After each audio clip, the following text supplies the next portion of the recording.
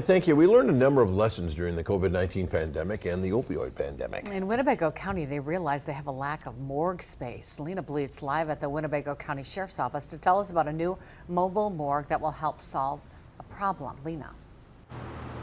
The mobile morgue will be used in emergency situations. The one that Winnebago County has can store up to 8 bodies at a time for a short period, and that's just until they are able to be released or sent to be autopsied. This is a tool that the county hopes that it never has to use. The mobile morgue is a tool that we would use in a mass casualty incident. So short-term, high capacity, we're going to exceed the limits of our storage capacity throughout the county or the region.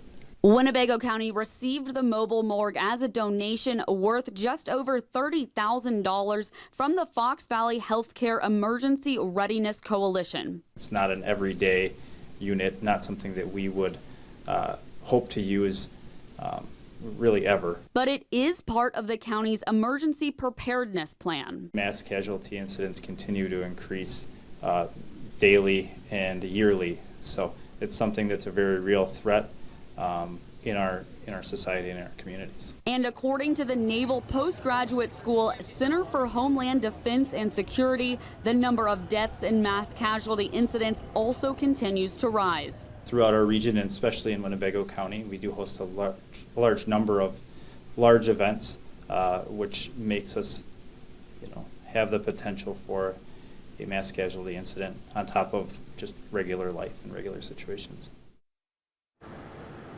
Mass casualty incidents can include terrorist attacks or mass shootings, but they can also include non-violent incidents such as natural disasters, tornadoes, wildfires, floods, or things like car incidents, car accidents, and train collisions. Live from Winnebago County, Lena Bleets, Action 2 News.